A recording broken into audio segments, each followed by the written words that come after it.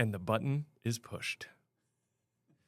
Welcome to the Lucky 13 podcast, where we talk about all things people and profit in business. I'm one of your hosts, Mike Lantz. I'm Josh Hauser, and we have never edited an episode. Ever. We're not going to. Let's stay hot dice right now, okay? That's right. Which is amazing to watch you push that button. You get such joy. When we moved into this new studio, I begged Unger to put the control board next to me so that I could push the button instead of Unger pushing the button. I'm sure. I'm guessing that's true. Yeah. I'm following what you're putting down. Hey, I got a question. If you had another kid, would we change the podcast name to Lucky 14?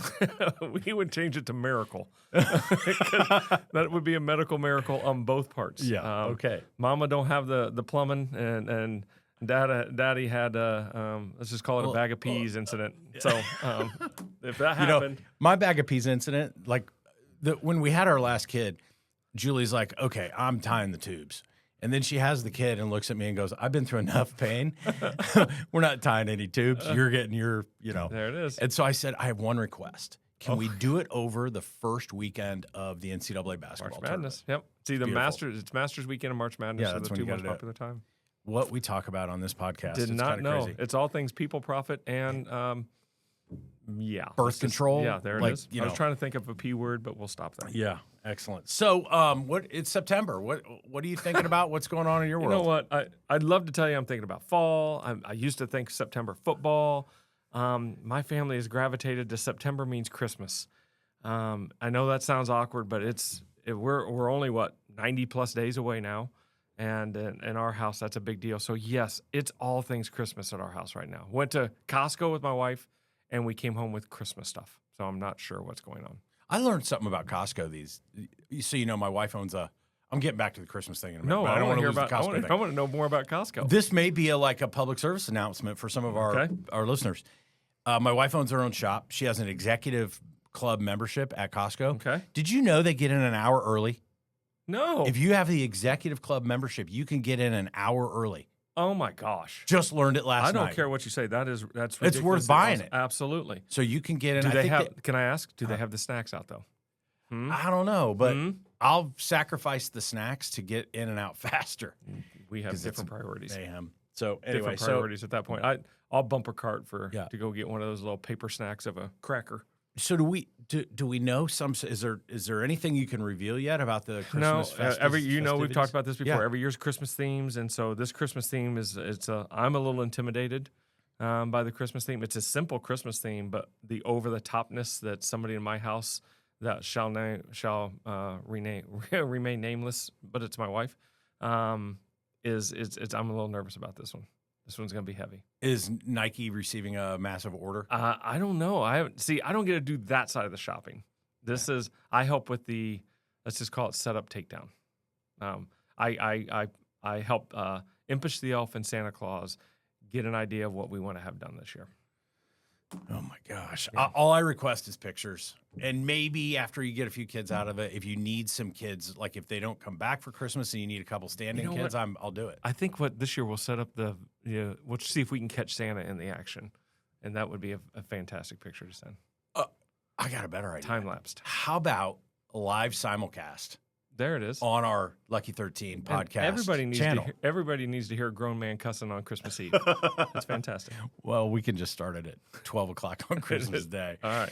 Awesome. I just got back from New York. All right. And I got to share. So there's a company I work with out in New York. Awesome company, but here's the problem. What we got? I come back like 10 pounds heavier than when I went. Yeah.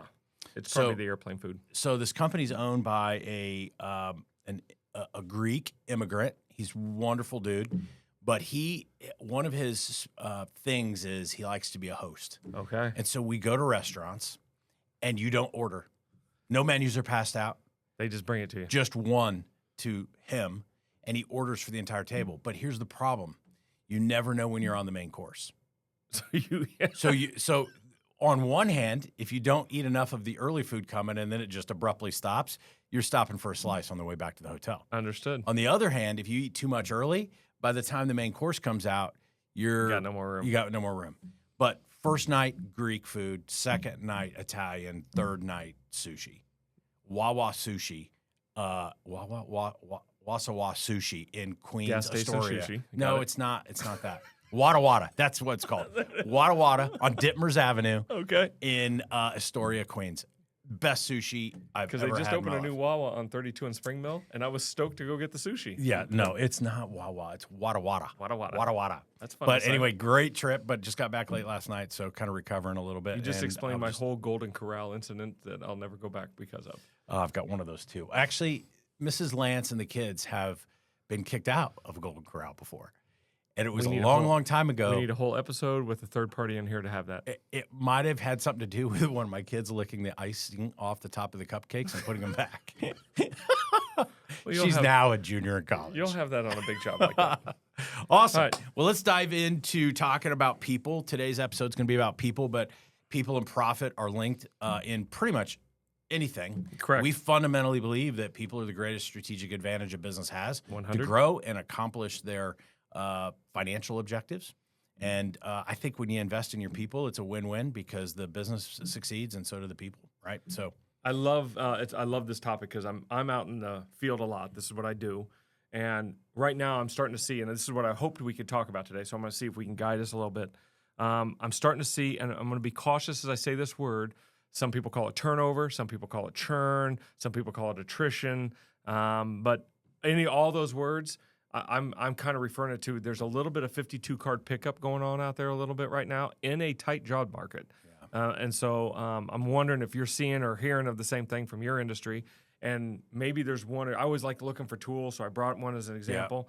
And let's see if we can just kind of walk through that. But I'm really anxious to see if you're running into that, hearing any of that, especially from your industry. yeah, it's a weird time right now because there's some really, at least here in this market, there's some really great talent on the street that haven't landed places, and it kind of surprises me that they haven't.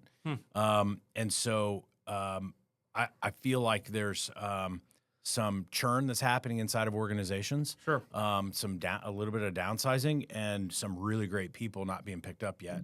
And so I think that there's that. Not a political statement, but we don't, job creation hasn't been exactly where we've wanted it to be over the past couple of months. And so I think there's some of that. But what I will tell you is you brought up middle management. Middle management is the linchpin to the growth of any company. Correct. And so, to the fact That's that where I'm there's seeing that most of the turn.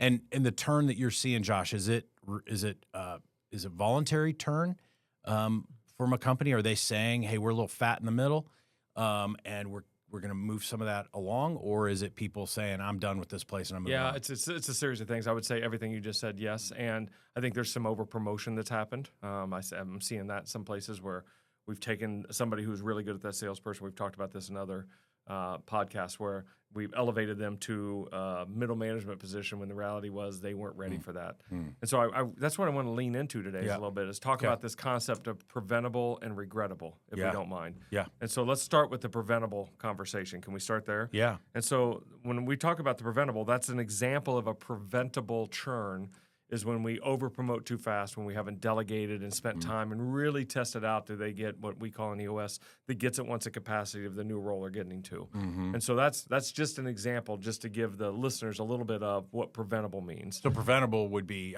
I could do something as an organization or as a leader to prevent that churn, Correct. that turnover. Yeah. So preventable, and there's two preventables that we run into on the regular, right? There's the company preventables. Market conditions change. We go a different direction with product.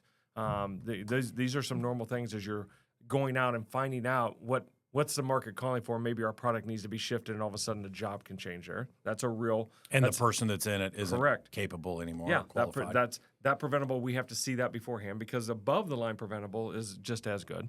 And then you also have life preventables. Let's just call it what it is. We got opportunities for spouses to go work someplace else, and so the family leaves, or somebody knocks on that door and says, "I'll offer you a little bit more green than what you're getting right now, and you'll have 1 day less a week." Those are the packages that people are throwing out there. Are those are above the line preventables, not below the line preventables. Does that make sense to you? Yeah.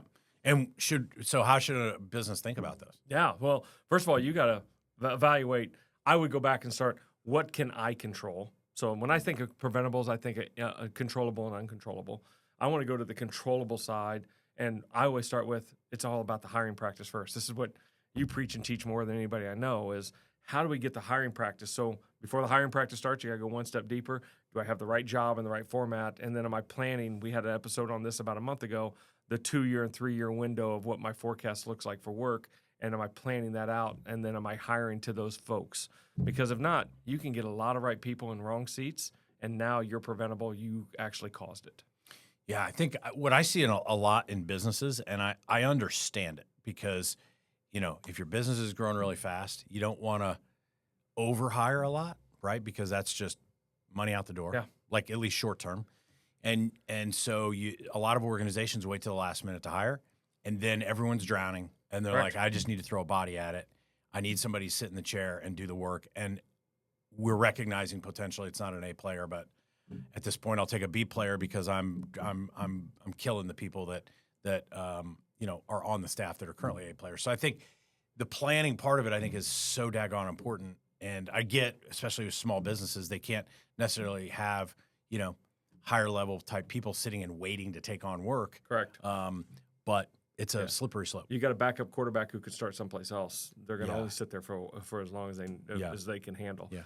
Gino sent this to me, or sent this to a group, and I was it just hit me in the face. Is being on all the time is not a strategy; it's a survival method, and so that's a preventable we can think about when you're in that growth mode and you're either and you might be understaffed right now, or to your point, we just hired right away because we're growing and we're throwing people at the fire right now, and everybody's working 8, 10, 14, 16-hour days to get us through that. That is a preventable, because that is our job as leaders, as owners, to see that happening before it gets there. Yeah. And so what's going to happen is your talent's also going to get burned out during that time. Yeah, and I think engaged employees are going to throw in and say, I'll do that for a period of time. Yeah, as long as we know how long and why. Yeah, we'll act out of character. Right. But if it goes on for too long, they're going to start looking around. Yeah, they need to have a timeline. Yeah. Hey, for the next 3 weeks, we're going to have to dig in. Let everybody know, here's where we're going. Yeah, yeah. Does that make sense to you so far? Yeah, certainly. So let's talk regrettable. Yeah, so the regrettable, this really ties into that hiring. Are you really thinking about your hiring practices? Are you thinking about your benefit packages? Are you thinking about all pieces before you bring somebody on? Because if you're not doing that, you're automatically going to be in that churn business. Does that make sense? Mm-hmm. And so this is where EOS terms, we call it right people, right seats, wrong people, wrong seats. One of the regrettables I see is we got a lot of either right people or wrong people, and a lot of right seats or wrong seats, and they're not lined up. They're not right people, right seats. They're in that mix and match stage. Yeah. And when you're going through any kind of turmoil change, if you don't have 100% right people, right seats, those W's, which I call the wrongs, they're going to show themselves. They're going to light up like fireflies. Yeah, and I think all of that is so you brought up the hiring process. I think it's important that people call a timeout in the hiring process and say, what am I really actually looking for? And where's my growth plan? 100. And to know, am I hiring somebody that can just accomplish what I need to accomplish today? Or am I hiring somebody that can accomplish what I need today, but also has the runway to accomplish more than that? Yeah, 100. And so 100? 100%. Like, what, have you been hanging around your teenage kids too much? Yeah. You want me to say slay? What is there other words? 6, 7? How about that? I don't even know what that means. 6, 7? No. Yeah, me either. I don't think it has a meaning, but my kids say it all the time. 6, 7. Yeah, random thoughts. Are they learning to count? Finally, yes. Well, they're trying to figure out where their two sisters are. Yeah, that's 6 and 7. Okay, right there. Got it. Sorry, So, didn't mean to. Yeah. No. So as I think, I don't even know where we just were, but tying back in. Let's just think about it. Here's what I'm hearing about this regrettable side, is that there are people leaving jobs right now, and there's some because of burnout. There's some because of better opportunity. So let's go to that. That is natural churn. Sure. And so I'm seeing that. Really, where I wanted to tie this to is I look at there's 2 types of leave that we can live with, and I say live with. One we have to deal with. One we have to live with. So one is natural churn. Family, that's out of my control. Family moved across the country. Family's got to go. It was the right person, right seat. Just that opportunity is better for their family to go. I'm okay with that kind of churn. And so that's a normal churn, and we should be thinking about that's going to happen. The other side is actual attrition. So let's get the difference between that. Attrition to me that's an LMA issue, a lead, manage, accountable issue in your organization. And when you're losing good people to take similar or horizontal moves someplace else, or are leaving because of ulterior reasons outside of uncontrollables, let's just call them in a controllable fashion, you really have to do a self-evaluation as an owner, because we've talked about the 150 to 200% cost it's going to cost you there. And I would love, if I'm listening today, go back and look at my last 10 people who left the organization. Were they natural churns, just happened because of life events? Yeah. Were they attrition churns because I didn't lead, manage, accountable? Or were they below that preventable line and I should have never had them in the organization before I ever got started? Yeah, I think that that's really good. I hear business owners beat themselves up all the time about, I just lost my director of marketing. Yeah. Well, why? Well, he was offered a job to become the CMO of a company similar to our size and 30% more money. You and I'm like, that. I'm like, ooh, do you have a CMO at your company? Well, yeah, we do. Well, tell me about them. Oh, they're a rock star and all. Well, celebrate it. Like you helped that person. Don't beat yourself up about that kind of stuff. Correct. Right? It's the stuff, to your point, that I could have helped develop the person more. I could have been competitive on wages. And I'm not talking about paying crazy money. I'm talking about just being competitive on wages. Or I could have provided better leadership or talked to them about succession plan or career growth, whatever. All of those things, like I holler back to the Gallup stuff, the Q12. If you're lacking in any of those areas, you could potentially have some of that turnover that you can be accountable for. So let's go back to those 10 we talked about. We go back and we review the last 10 people who left the org. Everybody who's natural churn, we celebrate that. I helped somebody get to a place that I didn't have the opportunity here for. Yeah. Does that make sense? Yeah. But the ones that left, if we have to go back and do a self-audit. We have to do an autopsy of how the work I did.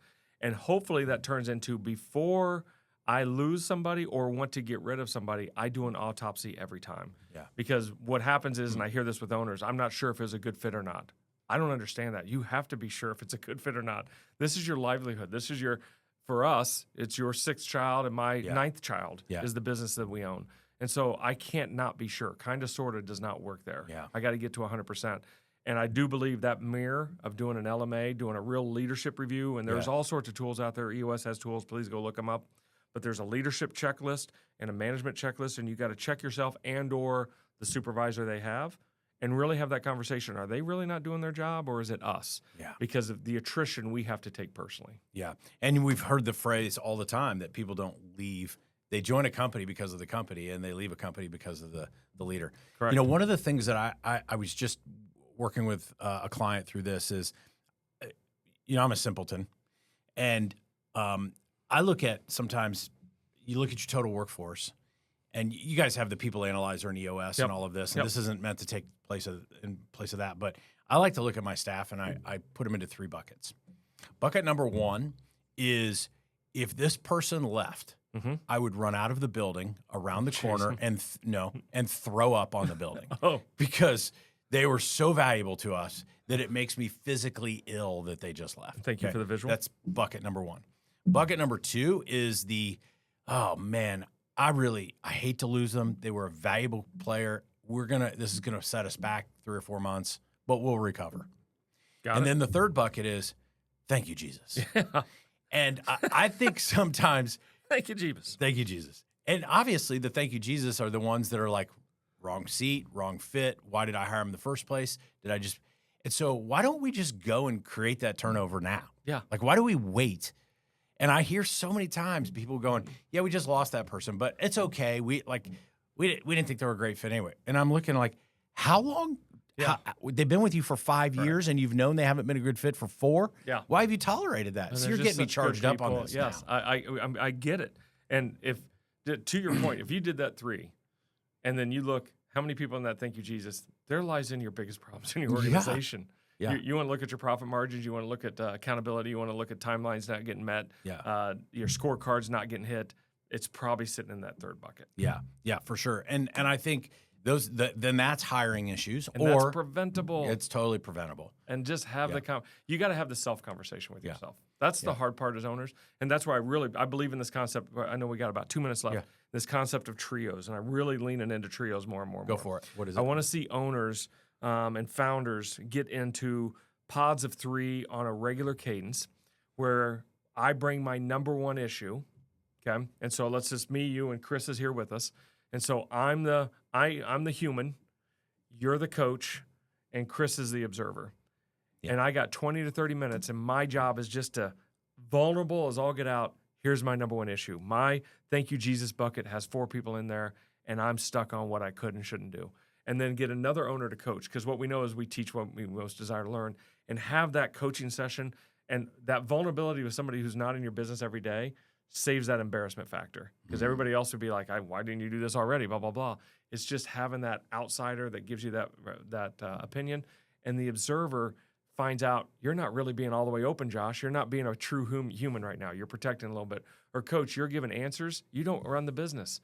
Give some questions. Ask ask the curious questions and let them define it. And then we rotate that. And I'm telling you what, I've enjoyed trios more than anything, and I didn't think I would. But I'm able to bring an issue and get it resolved with you and the observer. But I actually solve more when I'm helping solve your issue, because I'm learning whatever your issue is, it's going on in my organization too. And so what I hear is this feel, felt, found that comes out of there. I understand how you feel. I felt the same way. This is what I found. And that is the ultimate out of trios, is that when 3 people leave and we all have had the same kind of feelings and all had felt the same way in our business, and we find something that we can go back and apply. I pity the fool who just turned off the podcast like 4 minutes ago, because that what you just unpacked, those trios, is gold. Yeah. Like that is just gold. I think we should have them. Yeah. They sound delicious. Comes back to Golden Corral. Yeah. And okay. Wawa Sushi. Well, this is good stuff. So really be thinking about regrettable turnover, preventable turnover. Not all turnover is bad. Nope. Some is good because you got bottom players. Some you can't control. You got to control the controllables. And who's going to blame their wife for accepting a new job, or blame your employee for accepting a new job, for 30% money or a transfer of a spouse or something like that. Celebrate that. Yeah. They got a 100%. starting position in another company. Yeah. Absolutely dive into what your attrition rate is. Where's your LMA issues that's losing good people? Yeah. Focus on that. And I'm glad you brought up here at the end the attrition issue. So everybody should know what their turnover rate is. Yep. And then split that between regrettable turnover and thank you, Jesus turnover. Yep. Okay. The regrettable turnover, most of that you're in control of. Yep. Okay. Through LMA. Some of it you're not, but most of it you're in control of. And the non-regrettable turnover, look at your hiring process. Correct. Yeah. You got it. It will tell you where to go. Yeah. The map is there. For sure. Appreciate you. All right. Good stuff.